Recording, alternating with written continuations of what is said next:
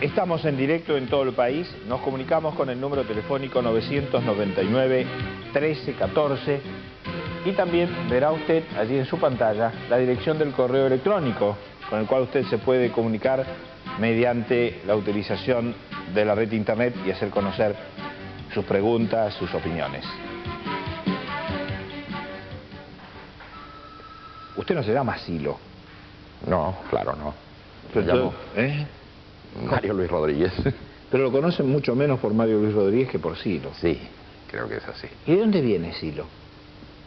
Es un seudónimo, se fue formando, yo creo, en la época en que hacía gimnasia. Un gimnasta bastante destacado en su momento. Y esa forma larga y espigada, pues, fue asociando esta cuestión de los hilos. Ajá. ¿De los hilos? Claro, los hilos con esas características de ahí viene, del acopiador de grano. Claro que sí. ¿Y le gustó esto a usted del silo? Sí. ¿Y esto lo eligió usted o alguien? Esto se convirtió luego en seudónimo literario, porque había que... Pero esta adopción, ¿no? Decir, bueno, yo quiero llamarme desde el punto de vista literario Silo. Ah, sí, sí, eso es. Esto es mío. Sí, claro. ¿Y con quién lo habló? Con distinta gente, con amigos, con esos grupos de amigos con los que comenzamos a hacer una cantidad de estudios allá por la década del 60. En esos grupos había estudiantes de ciencias políticas, de psicología, algunos profesionales. Empezamos a estudiar varios temas, entre otros la crisis que ya se venía sobre nosotros. Y fue el momento de preparar también algunos trabajos, preparar algunos escritos. ¿Siempre desde Mendoza? Siempre desde Mendoza. Ajá. ¿Y estos amigos y estos grupos se formaron en Mendoza? Básicamente se formaron ahí. Luego, cuando esto empezó a tomar un poco características de movimiento y nos pareció interesante que se conectara la gente de otros lugares, se desplazó hacia Santiago de Chile, porque es muy próxima a Mendoza, y hacia Buenos Aires. Digamos que ese desplazamiento. A ver si usted corríjame en el tiempo. Claro. ¿No? Fines del 60, principios del 70, claro. Algunas calles de algunas ciudades, Buenos Aires, por ejemplo, tenían una inscripción que era Silo. Así es. Silo. Así es. Pintadas. Sí, sí, sí. Y uno decía, pero ¿qué es Silo? ¿Quién es Silo? Claro. ¿Y quién es Silo? Bueno, yo creo que es una persona bastante tranquila, muy de provincia y con algunas preocupaciones y también con algunas aficiones, ¿no es cierto? ¿Aficiones a qué, por ejemplo? A las cosas buenas de la vida, a la solidaridad, a la amistad. Sí, se me cayó el micrófono. ¿Y entonces? Y con algunas críticas también hacia un determinado sistema, hacia un determinado comportamiento personal y social. Digamos que alguna vez, usted vaya corrigiéndome. Claro que sí. Que se decía, es un santón. Un santón que está allá en la montaña de Mendoza, que va a meditar. Bueno, pero eso corresponde a la época en que comenzamos a hacer especies de actos públicos. Y bueno, estaba Onganía en... Bueno, recuerdo que alguna vez, corríjame. Sí. A ver, lo llevaron ahí preso desde el 11. Eso fue más adelante. Ah, ¿ya antes lo habían llevado preso? Sí, unas 17 veces entré preso en distintos... ¿Y iba preso por qué? Y por desorden público. Ajá. Ese era el argumento. Pero parecía que formaba usted parte, era la cabeza visible de una secta religiosa. En realidad era un movimiento bastante cercenado en su expresión pública, por eso se usaban esos recursos tan de base, como era pintar, panfletear y todo aquello. Cualquier día en épocas de ese despotismo del momento íbamos a poder salir por los medios de difusión y demás, todo lo contrario. Y yo me acuerdo que usted iba a hablar en la plaza. Por supuesto. Pero antes de que pudiese hablar, lo llevaban preso. Claro. Estaba bien eso, esta era la imagen. Eso es exactamente así. Por ejemplo, en la Casa Suiza hicimos un acto, pero antes de poder hablar fuimos presos 500. Eso es un escándalo. Hasta desde el punto de vista numérico. Sí, se llevaba a todos los... Todos. ¿Usted y todos los demás? Todos. Ajá. Y cuando a usted le decían que era un santón... ¿Me hacía gracia o no? ¿Le hacía gracia? Sí. ¿Nada más? ¿O le molestaba? No, ni quita ni pone. Ni quita ni pone. Ajá. Y esto fue... ¿por qué le molesta o lo gratifica o no lo quiere A lo mejor por usted mismo, Sí, porque sí. le parece demasiado que le digan que es el fundador del movimiento humanista, como se No, conoce para hoy. nada, me parece... ¿Esto es correcto también? Es correcto. Ujú. Es un reconocimiento de un hecho que a mí y a mis amigos nos parece de cierta importancia. El hecho de que Cuando se haya habla de podido- sus amigos, ¿quiénes son sus amigos? Estos colaboradores, esta gente con la que comencé a intercambiar, como le digo, en los primeros pasos que dimos. Pero hoy no son aquellos solos, aquellos No, que parecían claro, una secta. claro. En todo caso, hoy será una secta más grande. Claro, ¿No? Claro, seguro. Sí, ahora ya la cosa es bastante distinta en cuanto a su difusión, a su distribución en el mundo. Por ejemplo, a más de Chile y más de Buenos Aires y Mendoza. Sí. Bueno, entre comillas, gracias a los regímenes militares, mucha gente perseguida del movimiento, mucha gente que fue presa, que fue encarcelada, también asesinaron algunos, se dispersó. Acuérdese que en aquella época daban la oportunidad, en algunos casos, de poder emigrar del país a los que estaban detenidos. Entonces mucha gente se dispersó hacia Europa, básicamente por razones lingüísticas y razones de proximidad cultural. Se dispersó mucha gente a España, en principio, y a Italia. Y bueno, a diferencia de muchos exiliados políticos que se refugiaron en esos países y se quedaron añorando su punto de origen, estos comenzaron a recomponer sus actividades y a difundir el movimiento y a difundir sus propuestas. Se terminó en un partido político. Claro, el partido es una de las tantas expresiones del movimiento humanista. El movimiento humanista tiene preocupaciones muy amplias. Es un poco como pasó con el socialismo. El socialismo en su momento llegó a constituir una especie de cultura. No era simplemente un partido político. Era una cultura... Es una práctica de vida. Claro, una práctica de vida, una estética, una forma de ver el mundo y por último una sensibilidad. De modo que cuando el movimiento decide incentivar este asunto de la participación política, ya en forma de partido, lo considera como una expresión más. Se decía porque desde los colores hasta la tipografía, hasta los logos del Partido Humanista en la Argentina, uno lo podía ver, por ejemplo, en alguna pintada en Roma, sí, claro, o en alguna pintada en Madrid. Sí, claro, así ¿no? Así es. Así que tomó también ese rumbo, el rumbo político. Y no fue muy exitoso políticamente hablando, siempre ha tenido pequeños porcentajes, pero es una tarea que tiene su mérito y que es muy... Pero usted nunca quiere ser candidato ahí, ¿no? No, para nada. No. Yo creo que este es un tema de capacidad para cumplir con determinadas funciones. Zapatero a tus zapatos es lo mejor. Hay gente que lo hace bien y gente que lo hace mal. Más allá de Apeles, ¿y cuáles son sus zapatos entonces? Yo creo que esto que, bueno, medianamente realizo, algunos escritos. No, muchos, algunos. Bueno, ¿Cuánto escribió? Y unos cuantos libros, sí. ¿Cuántos? No sé, sabe, serán no sabe. 10, 12, 13. Por ahí. Sí, sí. Y... algunos con prólogos, no sé si estoy bien informado, con Gorbachev. Sí. Hay no sé cosas por qué le apareció Gorbachev ahí en su vida. Porque, bueno, nosotros ya estábamos en contacto antes del esfuerzo de la perestroika, ya estábamos en contacto con algunos académicos soviéticos de la época que constituían en parte el campo de la disidencia. Entonces había correspondencia, había algún tipo de intercambio, y Gorbachev encarnó eso en gran medida. ¿Y usted qué estudió? Muy poquito, algo de ciencias políticas. No, parece que poquito no. Esto yo digo sinceramente, cuando uno averigua sobre... Desde el punto de vista formal, digo. Ah, claro, de ir a la clase y sacarse una nota. Sí, Esto me claro, refiero, claro. usted dar el presente. Sí, claro. Pero fuera de esta formalidad, aún en el nivel terciario. Bueno, un poquito incursioné en el campo de la filosofía y en los temas sociales. Y si uno dice que usted es un pensador, guste o no guste, que coincida o tenga disenso con usted, ¿estaría mal para calificarlo? No estaría mal. El tema es ver si uno tiene estatura suficiente de pensador. Pero... ¿Usted cree que no? Yo creo que los hechos dirán. ¿Y a usted qué se dice? Si usted debiera definirse. Porque a usted le gusta... Usted contó una fórmula muy fácil para definirse. Sí. Yo soy escritor, y es cierto, muestra el libro es eso. Sí, claro. Pero bueno, pero también hay que ver qué escribe uno. Sí, yo escribo básicamente sobre temas de sociales, pero también escribo cuentos, también he escrito alguna exégesis sobre temas de mitología, también he escrito cuentos cortos, muy cortitos, muy breves, alguna novelita.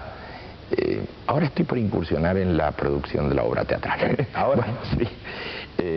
Y también algunas cuestiones sociales, ¿no? Como esas cartas a mis amigos.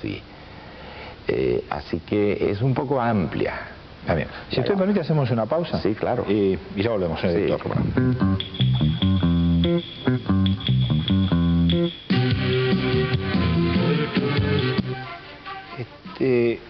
¿Iba a meditar a la montaña o era un cuento? No, no. Estábamos hablando de la época de Onganía. Sí. Quisimos hacer actos públicos. Por supuesto nos dijeron, pero ¿cómo se les ocurre? Actos públicos. En aquel momento, a ver si yo tengo estimado, usted era un joven no muy afecto a la sonrisa. No. No era muy agradable para ir a verlo desde el punto de vista periodístico. Así es. Era más bien duro. Así es. Tenía ahí un grupo de gente que siempre dificultaba la tarea de llegar a usted. Y usted no se mostraba muy proclive. No. ¿Es cierto? No mucho, porque estábamos en francas hostilidades con el régimen. Ajá. Entonces nosotros notábamos que era muy malintencionada toda incursión. Así que periodística. todos los otros que eran enemigos éramos... Y era un poco así, no toda la sociedad, pero sí la gente que estaba puesta en un régimen dictatorial, usted sabe. Que la cosa es complicada. Pero ustedes tenían noción que en ese momento, para el concepto de la sociedad, sí. no Sí, tanto del poder, ¿era una secta religiosa? No, me parece que eso más bien se articuló después como respuesta de ciertos sectores. No pensaba así la gente. Me parece que eso fue inducido después muy artificialmente. Bueno, pero ¿y si iba a meditar a la montaña? No, lo que pasó fue, como le contaba, este tema del acto público.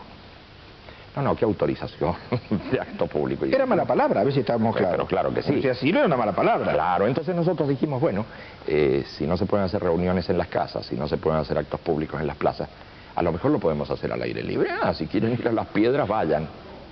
Eso hicimos. Fuimos a un lugar donde, claro, era tan absurdo, era muy poco probable que la gente llegara, que dijeron, bueno, el problema fue cuando llegó la gente, no solo de Argentina, sino de Chile y de otros países, y cuando además llegaron medios de prensa importantes de otras latitudes. Ahí es donde se complicó. Ya las piedras no eran tan piedras. No era un escenario tan adecuado. Y el régimen ya no perdonó eso, tuvo que resarcirse de las pérdidas. Pero mientras tanto iba creciendo este mensaje. Sí, claro que iba creciendo. ¿Que se basa en qué? Se basa en una percepción que tuvimos muy tempranamente, y era la de que la sociedad se iba deshumanizando a gran velocidad. Creo que todo esto del movimiento humanista y demás es nada más que una reacción saludable a este proceso de deshumanización, de objetivización del ser humano en todas partes del mundo. Esa percepción la tuvimos ya en los primeros pasos que dimos. Y nos pusimos a estudiar seriamente cuáles eran las características de esa deshumanización que veíamos por todos lados. Aquello, sin embargo, era bastante inocente al lado de lo que vemos hoy. Se ha complicado mucho. Parece ingenuo. Sí. Se ha complicado mucho la situación hoy en el mundo, y el proceso de deshumanización está tomando características sumamente peligrosas. Cuando usted escucha el fin de la historia, se terminó. Yo creo que en parte tiene razón ese planteo. Se terminaron las propuestas, se terminaron las ideologías del siglo XIX. Usted sabe que en algunos lugares a usted se lo acusa de querer volver con esta visión que tiene el humanismo a instalarnos en el siglo XIX. Claro que sí, también, ¿no? Claro que sí, porque eso proviene más bien de las corrientes posmodernistas y estructuralistas, que han hecho un muy mal análisis de lo que significa el humanismo. El humanismo, usted sabe bien, tiene sus raíces históricas. Tiene sus raíces históricas en el siglo XIV o el siglo XV. Pero es una cosa que ha ido procesando, y últimamente, en el siglo pasado y principios del siglo XX, han surgido corrientes humanistas como el humanismo cristiano de Maritain, como el humanismo existencialista de Sartre, Merleau-Ponty y otros, como el humanismo marxista, en un gran esfuerzo que trataron de hacer para recomponer su punto de vista. Y bueno, de manera que ¿de qué humanismo estamos hablando? ¿Del humanismo que hace la narración que propone el siglo XIX o estamos hablando de un nuevo humanismo? Yo creo que hay que separar aguas, y cuando nosotros hablamos del humanismo, para no hacerlo largo, hablamos en realidad de un nuevo humanismo que tiene características muy netas y muy diferentes a la de los humanismos históricos. ¿Estamos entonces ante una nueva instancia del humanismo? Me parece que sí. Me parece que sí, aunque nosotros reconozcamos nuestras raíces, no nos hemos quedado ahí, sino que estamos viviendo a fines del siglo XX, gentes ya del siglo XXI, y estamos haciendo propuestas diferentes y tenemos una visión muy diferente del ser humano, muy diferente a la del humanismo tradicional. Para el humanismo tradicional, el ser humano, en el fondo, es un ser estático, con naturaleza, con una cierta permanencia, y para nosotros es un ser totalmente histórico, así como lo son las instituciones y la sociedad en general, que se modifica completamente a medida que pasa el tiempo. Y en esta globalización de la economía, de las comunicaciones, de la sociología, de la cultura, ¿sí?, ¿cómo encaja este nuevo humanismo que usted propugna? A este humanismo también se le llama en ocasiones humanismo universalista. Y no es porque pretenda uniformar a las distintas culturas y a las distintas expresiones, todo lo contrario. Nosotros creemos que justamente por enfatizar en la diferencia podrá haber una convergencia de raíz entre las distintas culturas. No es el caso de homogeneizar. Nosotros creemos en una futura unidad, pero de la diversidad. Es muy peligrosa la situación actual, hay una confrontación de etnias y de culturas en distintas partes del mundo, y parece de mucha importancia rescatar y tomar los aspectos positivos de todas las culturas que están prácticamente en choque. De manera que cuando hablamos de un humanismo universalista, buscamos en todas las culturas lo que tienen en común y positivo. Pero hoy esto está exacerbado. Por ejemplo, está exacerbada la religión, está el resurgimiento de los nacionalismos. Así es. En una medida que a lo mejor todavía no nos damos cuenta. Es algo monstruoso, y los que hayan visto o se hayan enterado de la convención republicana reciente, pueden advertir que se está deslizando una cosa muy negativa en todas partes del mundo. Además, esa parte del mundo es Estados Unidos. Así que si estos fundamentalismos hacen pie, la cosa va a ser muy grave. ¿Y ustedes no son fundamentalistas? No lo somos, a menos que, como se hace con la teoría de la relatividad, se dice que la teoría de la relatividad es absolutista, porque absolutiza lo relativo. En ese sentido seríamos fundamentalistas al destacar la diversidad. Y decir, para nosotros la diversidad es lo que cuenta el punto de vista de cada cual, cuenta la discusión, cuenta el aporte de lo diferente. En ese sentido podríamos ser fundamentalistas sin esa carga negativa y destructiva que tienen los fundamentalismos. ¿Le molesta que le dé algunos mensajes? Para nada. Analía de Quilmes, ¿cómo se puede ser para terminar con la violencia en el mundo? Bueno, yo creo que hay que preocuparse seriamente de en manos de quién está el poder. Y creo que es el momento de que la gente razonable se reformule el tema del poder. La gente razonable hoy no quiere saber nada, ni con el poder, ni con los políticos. Pero eso mismo permite... Pero lo cierto es que en la política, si hay algo que no queda un espacio vacante, es en la política. Sin embargo, alguien lo ocupa cuando está vacío. Ese es el tema, cuando está vacío. Por eso es que yo creo que hay que exhortar, y sobre todo a las nuevas generaciones, a no dejar el espacio vacío.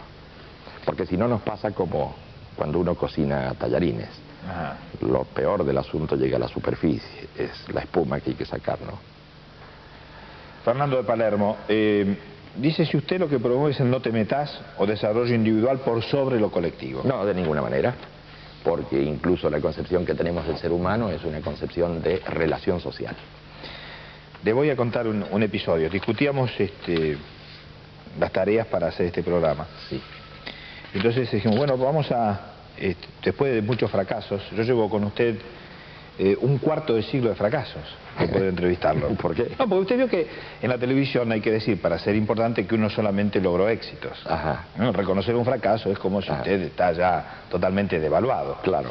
Y yo como hace 25 años que lo quería entrevistar y nunca lo había podido conocer ni siquiera personalmente, y creo que a lo mejor porque, bueno, había formas que tenía usted y formas que tenía yo que era imposible hacer esto. Alguien me dijo, pero hay que tener cuidado con esto, porque a ver si sí lo es como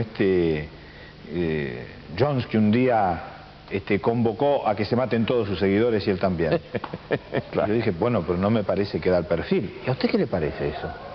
A mí me parece que justamente los fundamentalistas y los destructivos son los que hoy están ocupando el espacio. Esos son los que llevan a la gente a la guerra, al asesinato, al suicidio. Observe usted cómo es la composición de todos estos extraviados y va a ver que es gente que de humanista tiene muy poco. Bueno, vamos a hablar de esto, ¿no? ¿Qué es seguir? ¿Qué es seguir a alguien? ¿Y cuáles son los límites de aquel que... ¿Es una mala palabra líder? No, no es una mala palabra. No es una mala palabra si se refiere a una determinada orientación de un pensamiento. Vamos a hablar de ese tema ahora. Sí, incluso las empresas se la pasan hablando de liderazgo y en boca de ellos. Sí, pero por supuesto. Por eso son empresas. Claro que sí. Hacemos una pausa, las noticias y nos reencontramos. Ya volvemos.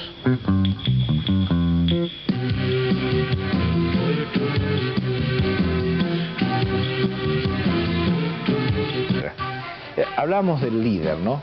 De cuáles son los límites, porque un líder, algunos dicen carismático, si quiere le ponemos líder y carismático, si no sería lo mismo por ahí, ¿no? Claro.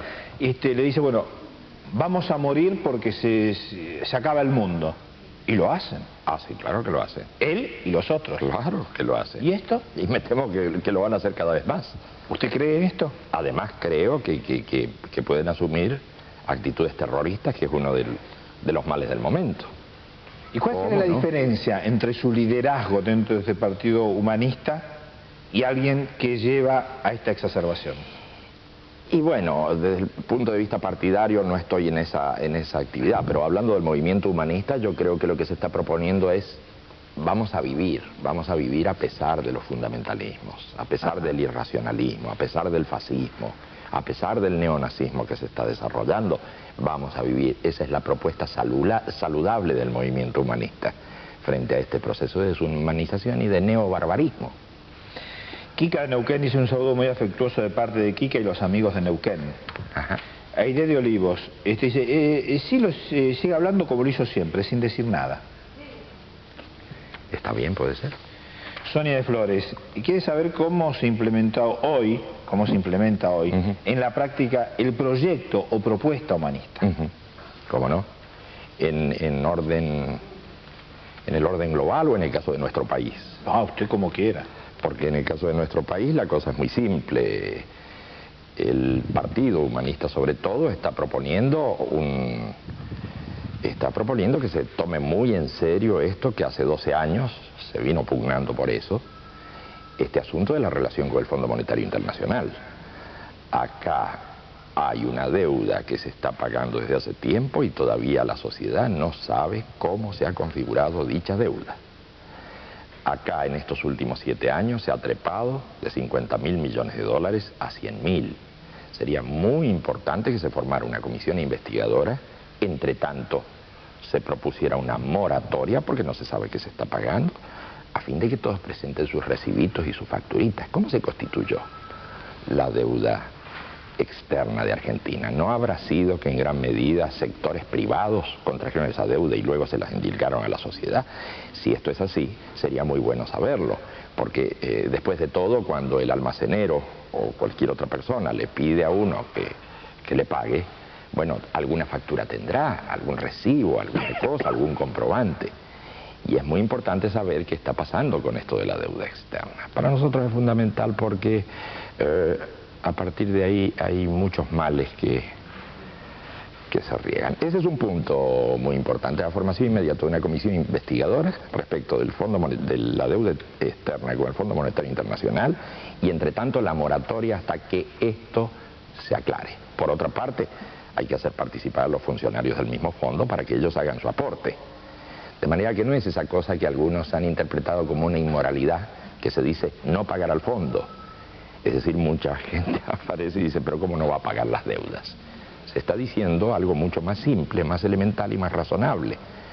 ¿Cómo va usted a pagar si no sabe cómo se ha constituido eso, ¿de qué estamos hablando? Ese es el tema de la moratoria que se está... Bueno, esa es una propuesta en lo inmediato. Por otra parte, se han hecho propuestas un poco simpáticas, pero porque hay que salir de esta medianía, esta grisura y esta... Se han hecho propuestas en el sentido de que el señor presidente, como un funcionario público cualquiera y dentro de los planteos que hace el gobierno, se acoja a los beneficios del retiro voluntario, como cualquier otro funcionario, porque no es suficientemente competente en su función. Y muchas otras cosas que habría que plantear ahora en lo inmediato. Creo que hay que hacer fuertes campañas en contra de este plan económico. Creo que hay que hacer fuertes campañas para hacer llegar a la suma del poder la opinión del pueblo. En este sentido, este paro que se avecina también es muy importante para mostrarle a los poderosos que la gente está en muy mala situación y que no quiere más de esto. Quiere que se modifique todo esto. De manera que la acción del movimiento y la acción del partido para que se esclarezcan problemas y para que la gente tome conciencia de su poder, el poder del pueblo, llegue al máximo del poder y rectifique rumbos. Porque si no, creemos nosotros, podemos deslizarnos a una catástrofe y a una complicación. Felipe de Mendoza nos dice que él vivió en Mendoza en los 60 y que en esa época el movimiento de Silo era una secta. Además de Silo se revela que que tiene resentimiento muy grande hacia todo. Bueno. Usted cuando dice una opinión así, dice una opinión del otro. Está bien. Claro, sí. Si él piensa... ¿Es resentido usted? No lo creo. ¿Qué usted, digo, se debe buscar en su interior? No lo creo. Ajá. No lo creo. ¿Y cómo sería su definición? ¿Personal? Sí. ¿Cómo sería yo? Sí. Yo creo que como una persona que trata de ser coherente con lo que piensa. Y en cuanto al resentimiento, creo que uno guarda en su memoria acontecimientos, hechos, y está bien guardar los acontecimientos de la propia vida, pero no creo que eso tenga que ver con el resentimiento, que es un estado como de contradicción interna. En todo caso, usted, a ver si está bien esto, usted se hace cargo de su historia. Absolutamente. Osvaldo de Mar del Plata dice, ¿cuál es el proyecto del humanismo para los próximos años antes del fin de siglo? Para los próximos años es de esperarse que haya una difusión importante de este pensamiento, a fin de que la gente pueda optar y decir, esto del humanismo es una cosa interesante, o bien, es una cosa bastante estúpida que no vale la pena ni discutir. Pero para que la gente pueda estar de acuerdo o no, es necesario difundir este pensamiento fuertemente. Lo más importante para nosotros en este momento es que se difunda este pensamiento y la gente pueda optar. Enrique de la Plata dice, estuvo con Silo en el 75 en Roma. ¿Usted estaba exiliado en Roma? No. Siempre estuve en Mendoza. Dice, en ese entonces Silo tenía una alta connotación mística y política. Eso de la connotación mística puede ser en lo personal. Hay una gran diferencia entre cómo siente la gente del humanismo en general y cómo puedo sentir yo. Yo más bien soy una persona creyente. Ah, ¿es creyente? Sí, cómo no. Pero cuando se le dice místico, no le gusta mucho. No me gusta mucho porque está cargado con muchas copresencias. Está cargado con muchas cosas que han sido muy manipuladas. Por eso nada más. Nada más. No porque usted no sea místico. No. ¿Pero es místico? En alguna medida. Pero no lo tomemos como que es un cargo, ¿no? Porque uno se lo pregunta si te puede decir, no, pero bueno, esto ya me lo dijeron alguna vez para descalificarme. Sí, seguro. ¿No? Me parece que este es el mensaje que usted emite. Sí, claro. Entonces digo, no, bueno, salgamos, no hay mala intención. No, claro que no. ¿Usted es místico? Me parece que tengo algunas pinceladas en ese sentido. Y para mí no es desagradable la idea de pensar en estas maravillas del universo, en estos fenómenos de creación continua, de galaxias y también de pequeñas células. Cuando usted dice, soy creyente, ¿es creyente en qué? En esa intención que existe en el desarrollo del universo. Por otra parte, no estoy tan lejos de lo que presenta hoy la nueva cosmología a través de Prigogine y demás. Un pensamiento muy simpático para nosotros. Marcelo de Mar del Plata dice, si puede explicar la consigna contravoto en su contexto histórico. Así es, el contravoto fue lanzado en la época en que se presentaban muy malas opciones. Era Cámpora o no sé quién. Entonces se dijo, acá no hay opciones. Bueno, entonces contravoto quiere decir voto anulado. Ni esto ni lo otro. Pero como no hay opciones suficientes, ni suficiente fuerza para salir con algo, entonces ciudadano, no vote por esto porque va a haber lío. Javier Basso de Santa Fe dice que concurrió a una conferencia en Buenos Aires en la cual era el coetáneo más joven. Ajá. Y me envía saludos. Ajá, gracias. María de Avellaneda quiere preguntarle a usted qué opina sobre el aborto. Sobre el aborto creo que hay que hacer una discusión muy amplia y no ocultar el problema que hoy existe. El aborto ilegal, por así decir, está creando muchas dificultades y está sufriendo mucha gente y hay incluso muchas muertes por ese tema de que no tiene la legalidad suficiente. Hay que hacer un amplio debate donde las protagonistas de ese debate sean las mujeres y no los hombrecitos. Y en cuanto al tema de qué sucede con el hecho del aborto, acá hay que revisar la concepción que se tiene del ser humano. A mí me parece coherente que la Iglesia Católica considere que un aborto es un asesinato, ya que la Iglesia Católica piensa que en el momento en que se entrecruza el espermatozoide y el óvulo, surge una nueva vida humana, inclusive con un alma y todo aquello. Esa no es nuestra visión. Para nosotros el ser humano es un ser abierto al mundo y es un ser social. Para nosotros antes del nacimiento hay vida y es recién a partir del nacimiento que hay vida humana que se expresa en el mundo. De manera que tenemos muchas diferencias en el punto de vista respecto del aborto. Creo que hay que hacer un amplio debate, que deben protagonizarlo las mujeres y que deben exponerse distintos puntos de vista respecto de lo que se cree que es un ser humano. Alejandra Núñez lo felicita. Gracias. Gustavo de Flores también dice que le gusta su tarea como escritor, le agrada la actividad que los humanistas realizan por los barrios. Bueno, Víctor del Barrio Norte lo está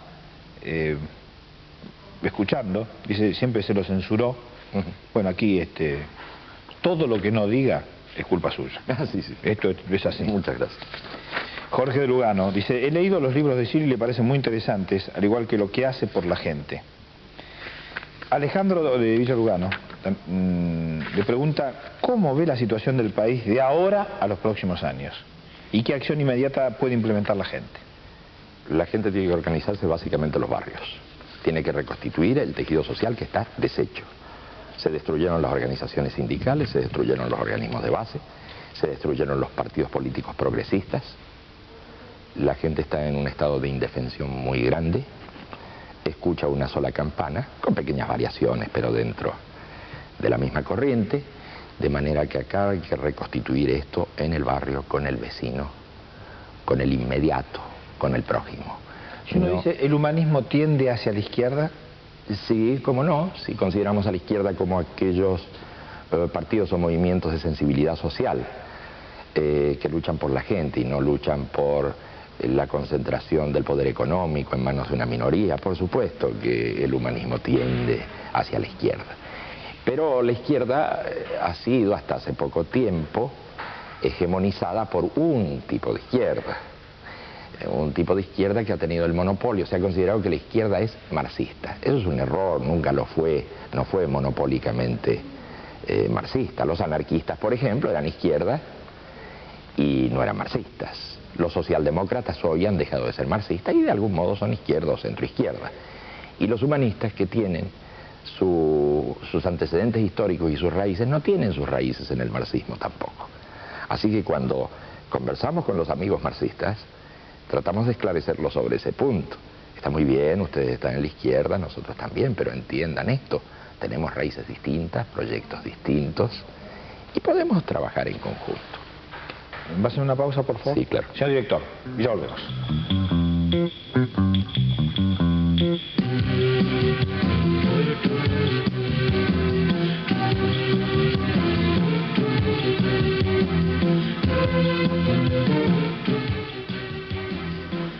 Bueno, entramos en la parte final de nuestro programa. Ahora, seguramente para poder encontrarnos otra vez van a pasar otros 25 años. No sé. creo. ¿En qué condiciones vamos a estar físicas los dos ya, no? No creo. Luis de Belgrano dice, ¿por qué permitió que se lo presentara a la sociedad argentina como el Mesías? Y bueno, eso en realidad habría que presentárselo a la prensa oficial de las dictaduras. Eso habría que preguntárselo. ¿Eso no fue impulsado por usted o por ustedes? De ninguna manera. ¿Por qué habría de convenirnos ese tipo de imagen?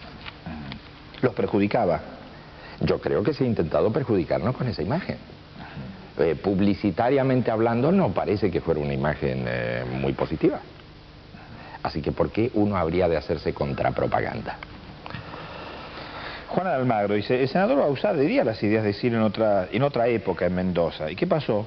¿Por qué se separó de estas creencias? No, ¿Fue así? No, que yo sepa, Bauzá, no, más bien él venía de la comunidad del Arca, de Lanza del Basto. Entonces siempre se hacen confusiones, pero no, nada que ver con el movimiento. María de Bar del Plata dice, ¿siguen vigentes las meditaciones que figuran en sus libros cuando el grupo se llamaba La Comunidad? Sí, cómo no. Mari de Mendoza quiere que le explique su relación con los caballeros andantes del fuego y que explique qué relación guardaban los jóvenes que se les unían con sus familias. Ah, sí, no tenían nada que ver. Esa fue una especie de complot que hubo en Mendoza contra esa agrupación que Los caballeros andantes del fuego. Sí, que tenía mucha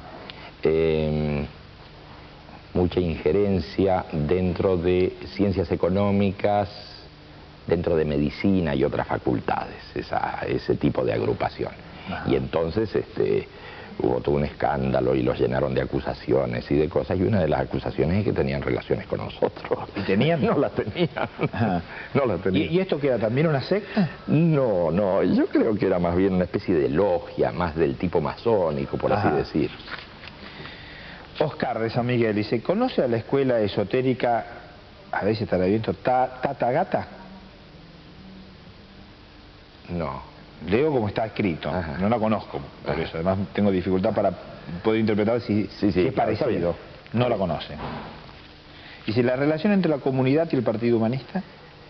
Sí, la comunidad es más bien la organización social y cultural, incluso está reconocida por Naciones Unidas.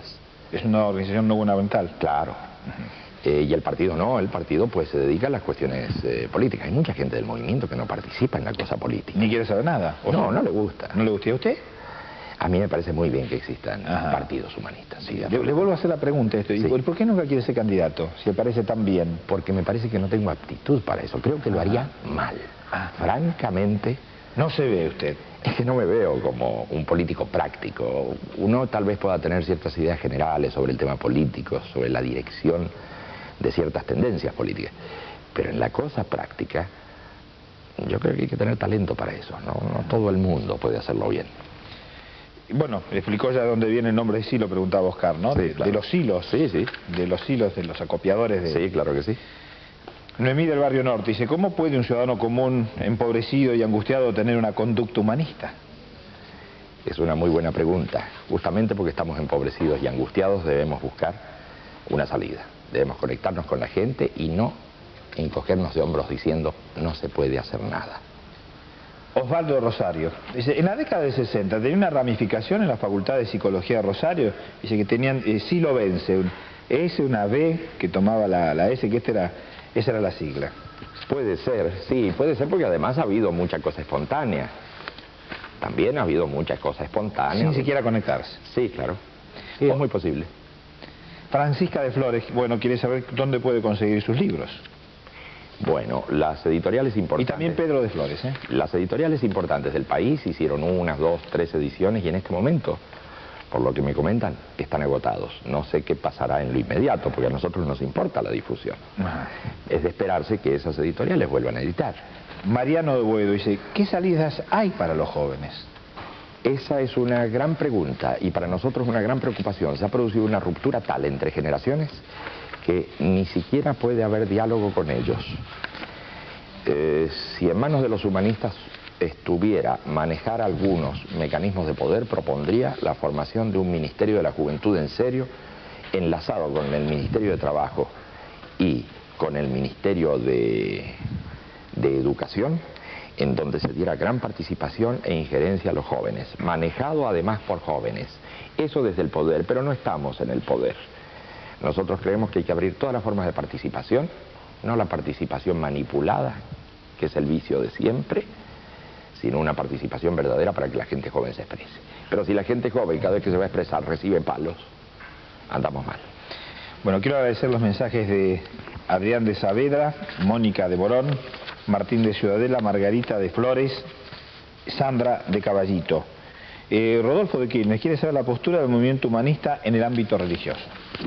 En el ámbito religioso, el humanismo no es como tal, no se presenta ni como teísta ni como ateo. Y el movimiento humanista cree que hay que dejar total libertad de expresión a las ideas religiosas. Esto de andar controlando y esto de andar pontificando acerca de las distintas formas religiosas, este es un serio problema también, es una válvula más de asfixia para las nuevas generaciones. Así que en el campo de lo religioso hay que abrir el juego y dejar que se expresen todas las formas. Silvia de Flores le pregunta cómo ve el futuro de la humanidad. Lo veo con optimismo, con algunos momentos difíciles. Esos momentos difíciles ya están a nuestras puertas. Resultará para bien, creo yo. Pero ahora se están planteando muchas cosas muy complicadas, el aumento del terrorismo, la desarticulación de los países a favor de la regionalización, la concentración cada vez más intensa del capital en el capital financiero internacional, la división dentro de los países hacia un sector, el 20% que tiene todo y el 80% que no tiene nada, la lucha interétnica, interracial, hay cantidades de problemas, pero no creo que finalmente no se puedan resolver. Creo que se irán resolviendo, pero desafortunadamente estamos en un momento muy difícil en el mundo y en nuestro país. Bueno, vamos a hacer, no hay ningún compromiso usted porque va a tardar 25 años, tarda mucho en este hacer. Nos vamos a reencontrar en algún momento que usted quiera para hacer esta posibilidad de un estudio abierto, ¿no? Un diálogo abierto con la gente. Sería magnífico. Para que puedan exponer sus disidencias, claro sus coincidencias, claro que sí, sus inquietudes, sus preguntas. Yo le agradezco mucho todo esto. Bueno, valió la pena. Creo que sí. Esperé nada más que un cuarto de siglo. Muchas gracias. Gracias a usted. Nos vamos a reencontrar. Me parece que usted tiene aquí elementos para sacar sus propias conclusiones. Y no concluye aquí esta posibilidad de diálogo. En algún momento, quién sabe cuándo, podemos otra vez hacerle esta propuesta, sin intermediarios, que parece que, como no es silencio, es salud. Nos reencontramos.